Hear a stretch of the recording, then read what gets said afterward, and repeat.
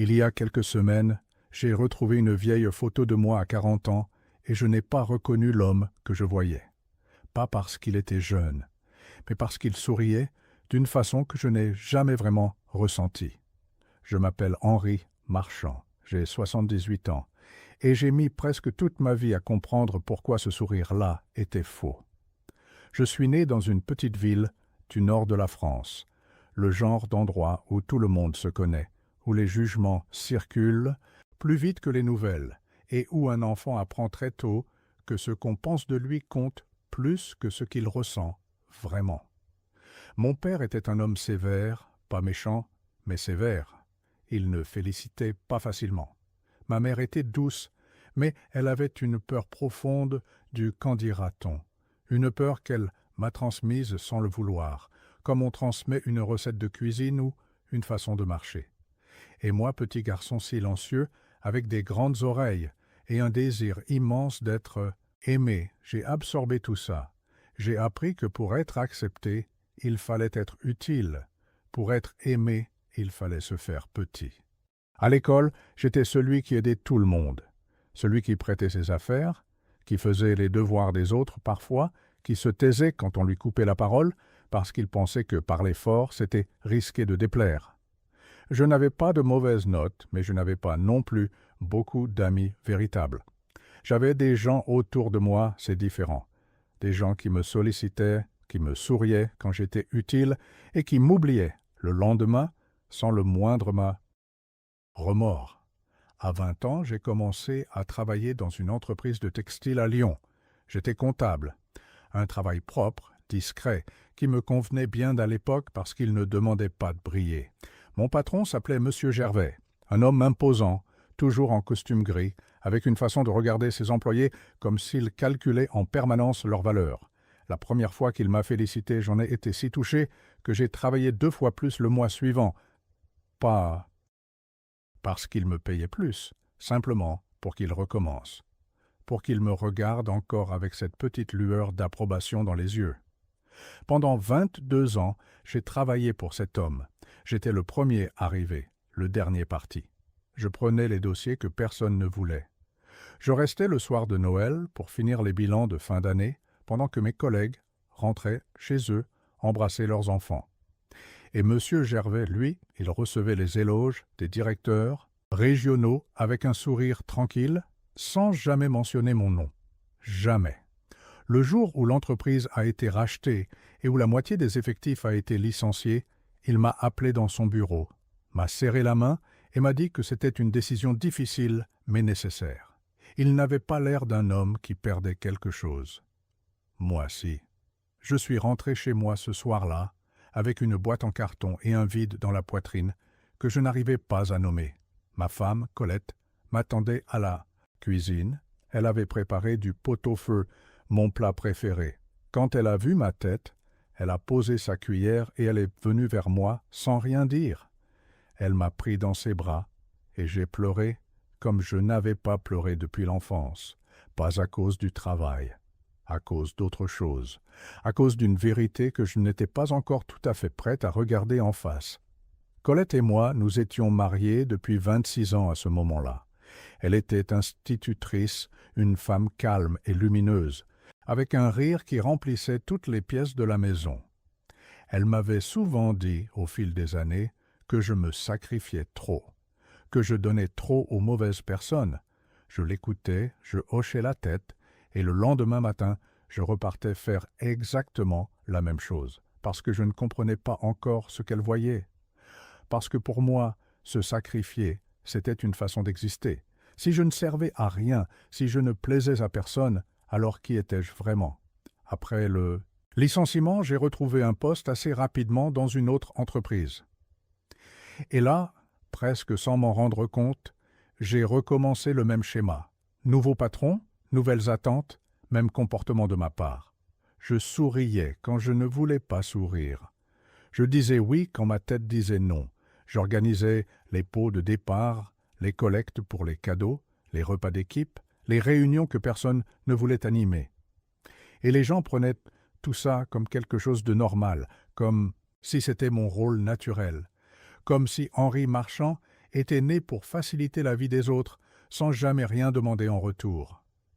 Il y a eu un moment, je devais avoir 55 ans, où j'ai commencé à ressentir une fatigue que le sommeil ne réparait pas. Ce n'était pas physique, enfin pas seulement.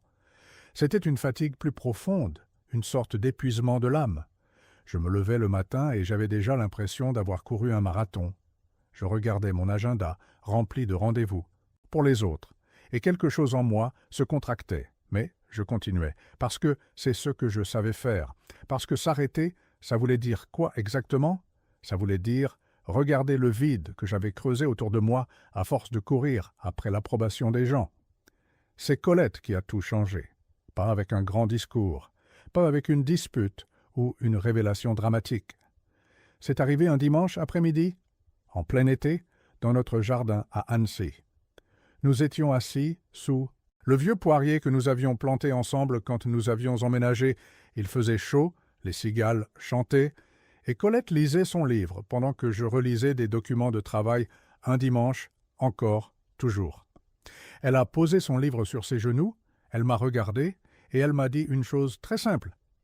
Elle m'a dit « Henri, si tu mourais demain, est-ce que tu penses que les gens au bureau remarqueraient vraiment ton absence? Ou est-ce qu'ils chercheraient surtout quelqu'un pour te remplacer ?»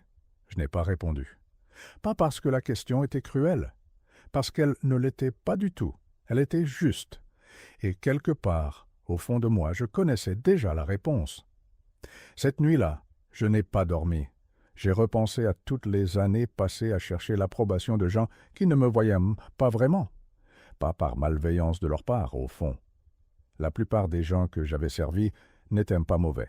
Ils étaient simplement occupés par leur propre vie, préoccupés par leurs propres besoins. Et moi j'avais décidé, quelque part dans mon enfance, que si je me rendais suffisamment utile, suffisamment agréable, suffisamment invisible dans mes propres désirs, alors quelqu'un finirait par me voir, par me choisir vraiment, par me dire que j'avais de la valeur, non pas parce que je servais à quelque chose, mais simplement parce que j'existais. Personne ne me l'avait jamais dit. Ou peut-être que Colette me le disait à sa façon depuis toujours, et que je n'étais pas capable de l'entendre parce que je cherchais cette validation ailleurs. Dans les regards des patrons, des collègues, des voisins, des amis de passage, dans les petits merci rapides qu'on oublie avant même d'avoir fini la phrase. J'avais 58 ans quand j'ai pris ma première vraie décision, pour moi seul. Une décision qui ne servait pas à rendre quelqu'un heureux, qui ne remplissait pas une attente, qui ne me rendait utile à personne d'autre qu'à moi-même. J'avais toujours voulu apprendre la menuiserie, pas pour réparer des choses dans la maison, pas pour rendre service aux voisins, juste pour ça, pour travailler le bois, pour sentir la sueur, pour créer quelque chose avec mes mains qui n'existaient pas la veille. Colette m'a regardé m'inscrire au cours du jeudi soir avec un sourire que je n'avais pas vu depuis longtemps. Un sourire différent du sien habituel. Un sourire de soulagement, je crois.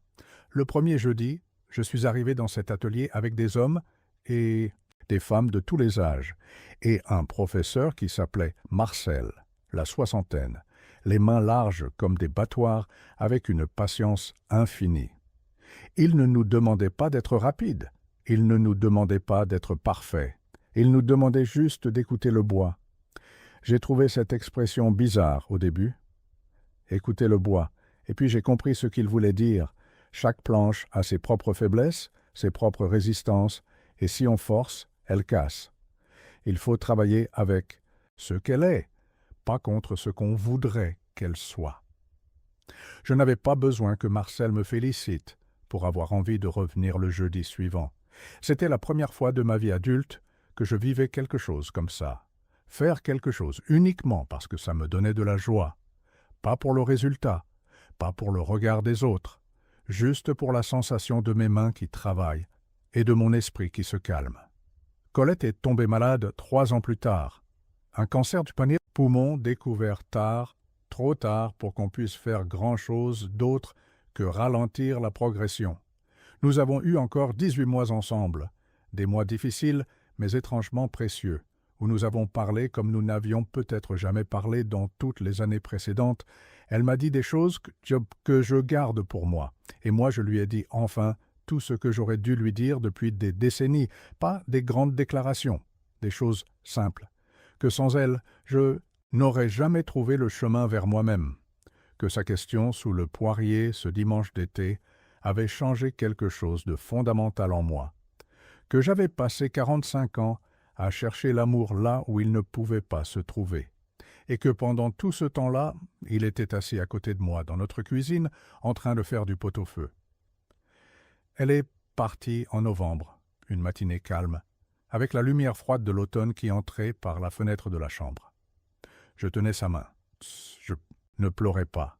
Je lui parlais doucement. Et quand elle a fermé les yeux pour la dernière fois, je n'ai pas ressenti ce que j'avais imaginé ressentir. Pas l'effondrement total que je craignais, plutôt quelque chose de lourd et de doux à la fois, comme si elle m'avait laissé quelque chose en partant.